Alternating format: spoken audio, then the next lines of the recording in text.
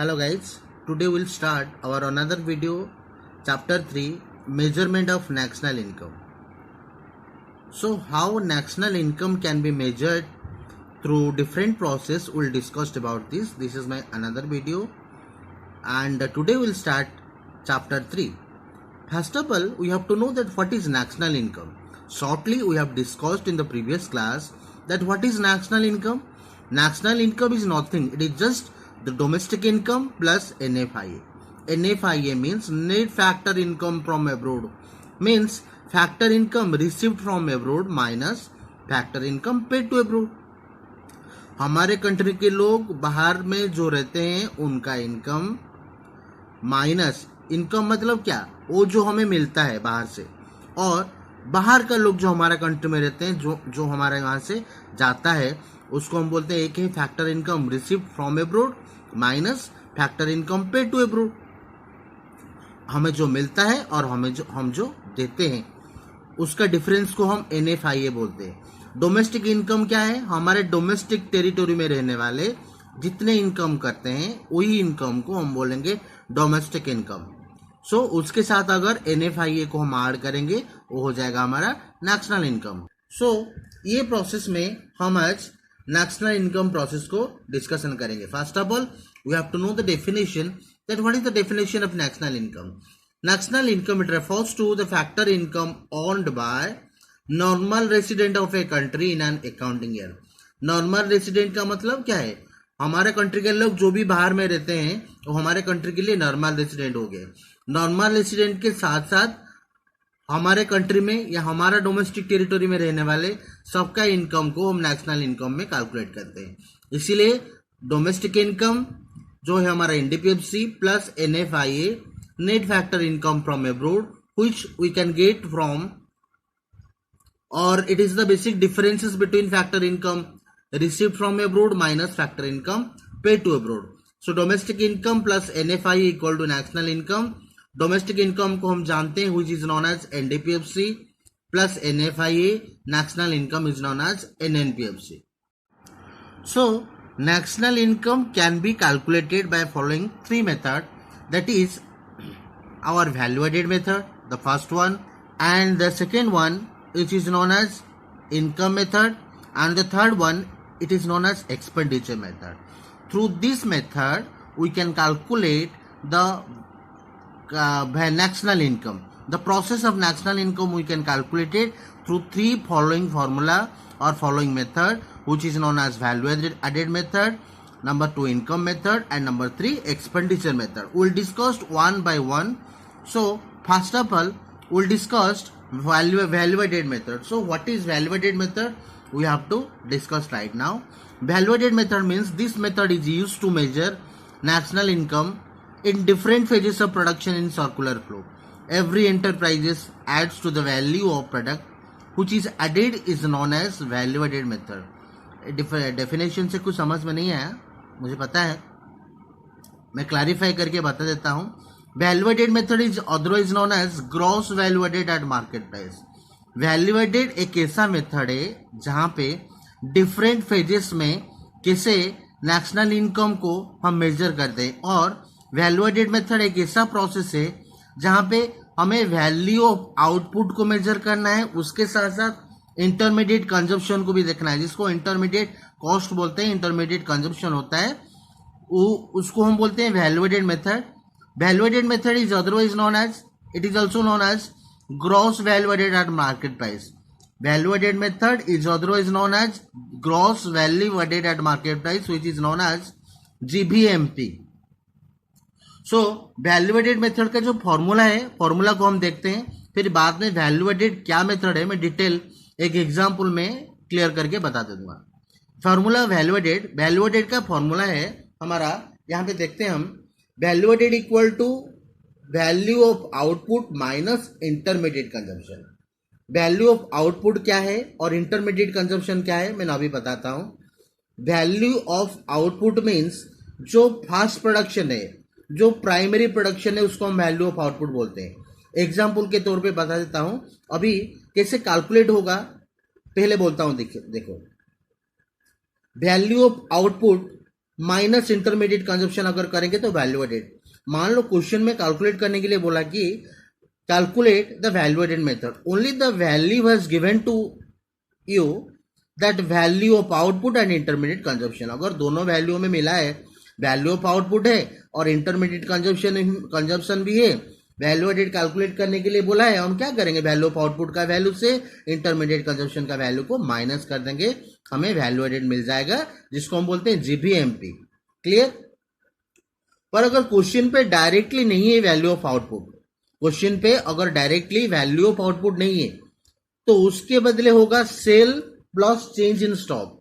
Question पे value, if the value of output has not given in the question, then sales or change in stock option will be there.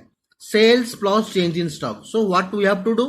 We have to add sales plus change in stock. अगर sales के साथ change in stock को हम add कर देंगे, ये हमारा हुआ sales। sales के साथ हम अगर change in stock को add कर देंगे तो हमें value of output मिलेगा। अगर change in stock भी नहीं है तो closing stock opening stock होगा। change in stock हम जानते हैं, डेल्टा स्टॉक मैंने लिखा हूं, डेल्टा का मतलब चेंज हम जानते हैं, closing stock minus opening stock अगर करेंगे तो हमें चेंज इन स्टॉक मिल जाएगा। Change in stock equal to closing stock minus opening stock. Change in stock अगर क्वेश्चन पे नहीं होगा तो 100% क्लोजिंग स्टॉक या माइनस ओपनिंग क्लोजिंग स्टॉक होगा और ओपनिंग स्टॉक होगा।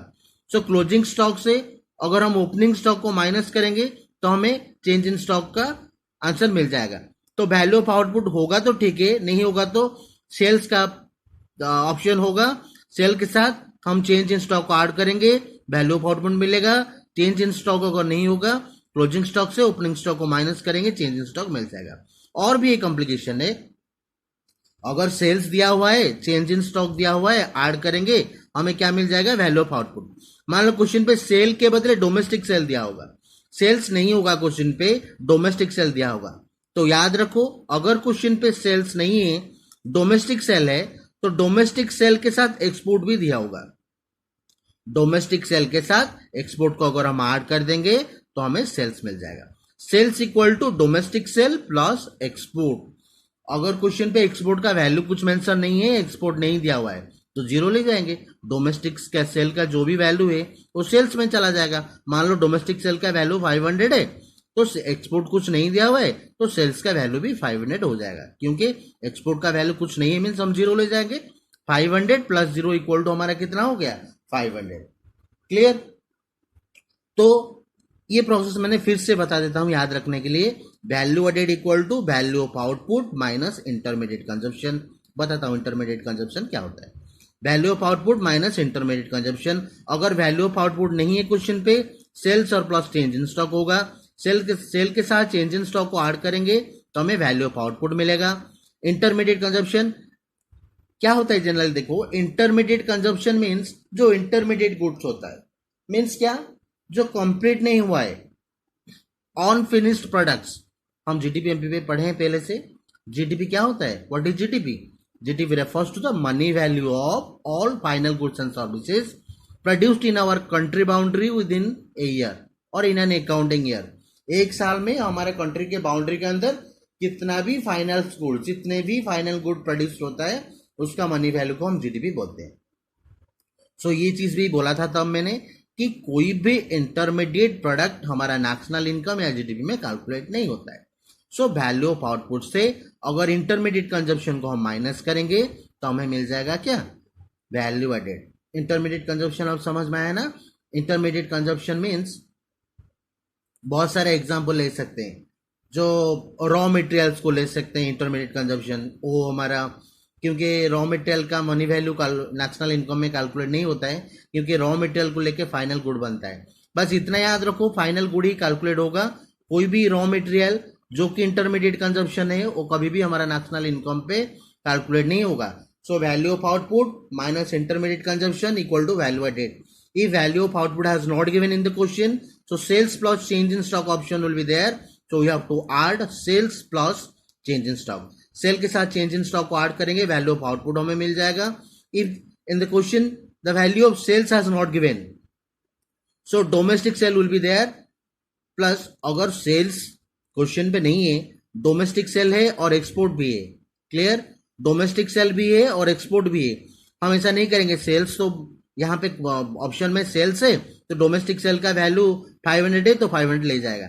यहाँ पे डोमेस्टिक सेल का वैल्यू 500 अगर है, एक्सपोर्ट का वैल्यू 2 है, हम सेल्स पे ले जाएंगे 500, तो ये गलत हो जाएगा। तो 500 के साथ 200 को हमें ऐड करना है। तो sales equal to domestic sale plus export, ये दोनों को ऐड करने के बाद हमें सेल्स का वैल्यू मिल जाएगा।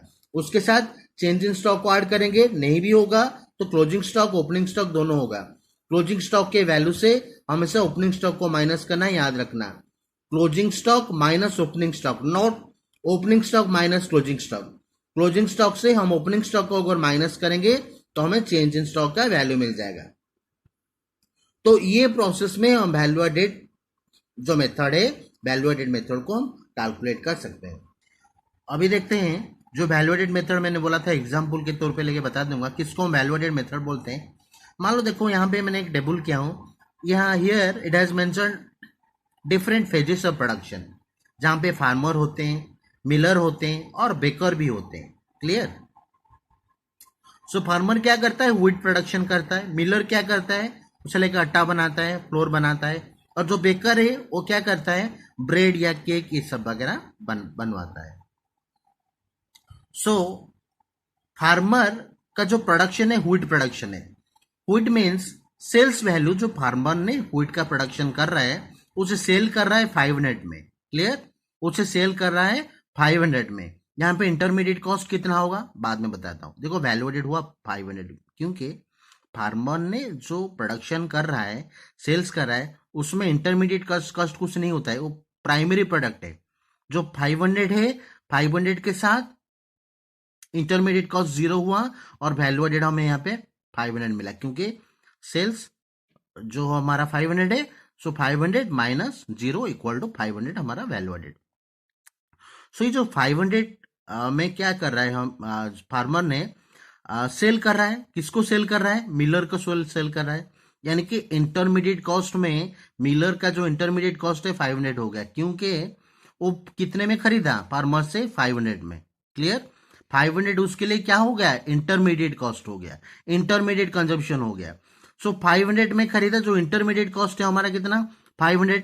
500 में लाया और बेचा कितने, सेल कितने में किया, 700 में। 700 में सेल हुआ, तो 500 में खरीदा और 700 में सेल हुआ, तो कितना हुआ हमारा, 700 से 500 को माइनस करेंगे तो वैल्यू एडेड आ गया हमारा 200। 200 जो हुआ हमारा ये हो गया वैल्यू एडेड। फिर क्या हुआ, मिलर ने क्या किया, 700 में किसको बेचा, 700 में बेच दिया बेकर को। यानी कि जो बेकर को 700 में बेच दिया, बेकर क्या किया, 700 में खरीदा। बेकर मिलर से 700 में खरीदा, फ्लोर खरीदा, आटा खरीदा, उसमें क्या किया, वो बनवाया डिफरेंट कॉस्ट को लेकर। वो कितने में सेल किया, 1000 में। खरीदा था कितने में, 700 में, वो बेचा कितने में, 1000 में। तो डिफरेंस को देखते हैं, 1000 यानी कि 1000 माइनस 700 इक्वल टू 300। 300 हो गया हमारा वैल्यू एडेड। सो यहां पे देखते हैं, फिर ये प्रोसेस बोल देता हूं।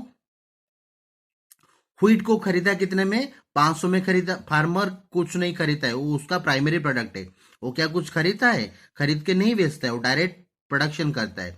तो प्रोडक्शन के लिए सेल जो किया 500 में, मिलर को सेल किया, यहाँ पे हम वैल्यू लिखे 500। इंटरमीडिएट का कॉस्ट कुछ नहीं होता है, वैल्यू एडेड हो गया हमारा 500। 500 माइनस 0 इक्वल टू 500। फार्मर ने क्या किया, मिलर को कितने में बेचा, 500 में। तो इंटरमीडिएट कॉस्ट, मिलर के इंटरमीडिएट का कॉस्ट कितना हुआ, 500, क्योंकि वो 500 में खरीदा। तो बेचा कितने में, 700 में। 700 में बेचा मीन्स वहां पे डिफरेंस कितना है, 200, जो कि उसको 200 हुआ हमारा वैल्यू एडेड। फिर मिलर ने क्या किया, जो बेकर को 700 में बेचा, बेकर क्या किया, खरीदा मिलर से कितने में, 700 में। उसमें बनवाया, ब्रेड हो या केक हो जो भी बनवाया, 1000 में। और 1000 में बेचा मीन्स डिफरेंस यहाँ पे देखते हैं, 1000 माइनस 700 इक्वल टू 300। यहाँ पे जो 300 हो गया हमारा, वो हो गया हमारा वैल्यू एडेड मेथड। क्लियर? तो in this process value added method can be calculated. Value added method, और जिसको हम बोलते हैं GBMP, gross value added at market price equal to GDPMP, और gross domestic product at market price. ये चीज याद रखो, जीबीएमपी को हम जीडीपीएमपी भी बोलते हैं। अगर क्वेश्चन पे डिफरेंट वैल्यू दिया है, अगर बोला तो है gross value added at market price calculate करो, फॉर्मूला क्या है, वैल्यू एडेड का फॉर्मूला जो है वैल्यू एडेड इक्वल टू और value added is otherwise known as gross value added at market price, GBMP. So GBMP equal to GDPMP, GBMP को हम जीडीपीएमपी भी बोलते हैं। सो अगर जीबीएमपी कैलकुलेट करने के लिए बोला हुआ है, हम क्या करेंगे, फॉर्मूला पुट कर देंगे, value of output minus intermediate consumption, value added, और GBMP equal to value of output minus intermediate consumption. अगर बोलेगा एनएनपीएफसी कैलकुलेट करने के लिए, so what we have to do first, and after that from GDPMP to have to go through NNPFC. तो GDPMP से हम एनएनपीएफसी पे जाएंगे तो हमें नेशनल इनकम मिलेगा। जीडीपीएमपी से एनएनपीएफसी पे जाने के लिए क्या करेंगे, हम ग्रॉस से नेट पे जाएंगे। तो क्या करना पड़ेगा, ग्रॉस से नेट जाएंगे मीन्स माइनस डेप्रिसिएशन, डोमेस्टिक से नेशनल जाएंगे means what we have to do plus NFIA, market price से फैक्टर कॉस्ट जाएंगे मीन्स क्या करेंगे माइनस एनआईटी। ये प्रोसेस फॉलो करेंगे, ऑप्शन होगा पर्टिकुलर्स में, वो चीज को देख के हम कैलकुलेट करेंगे। जीबीएमपी जो otherwise known as GDPMP, GDPMP से हमें एनएनपीएफसी पे जाना है। So what we have to do, GDPMP यानी कि ग्रॉस से नेट जाने के लिए माइनस डेप्रिसिएशन किए, डोमेस्टिक से नेशनल के लिए प्लस एनएफआईए करना पड़ेगा, मार्केट प्राइस से फैक्टर कॉस्ट जाने के लिए माइनस एनआईडी करना पड़ेगा। ये करने के बाद हम एनएनपीएफसी मिल जाएगा, जिसको हम बोलते हैं नेशनल इनकम। ये प्रोसेस में हम नेशनल इनकम को कैलकुलेट कर सकते हैं। क्लियर? सो आज के लिए इतना ही है। Next video will discuss about the details process of value added method, how we can calculate the process of value added method, कैसे हम कैलकुलेट करेंगे, क्या क्या ऑप्शन होगा, डिफरेंट प्रॉब्लम करने के बाद ही हम वैल्यूएटेड मेथड में क्लियर हो पाएंगे। बहुत सारा प्रॉब्लम है, वो करने के बाद कुछ प्रॉब्लम अगर हम करेंगे तो कैसे कैलकुलेट होता है ये बारे में पता चलेगा। सो नेक्स्ट वीडियो में हम जो भी वैल्यूएटेड मेथड है वो सारा वैल्यूएटेड मेथड का कुछ भी प्रॉब्लम को करेंगे तो ये चीज़ क्लियर हो जाएगा। आज के लिए इतना ही है, नेक्स्ट वीडियो में फिर मिलते हैं। Thank you so much.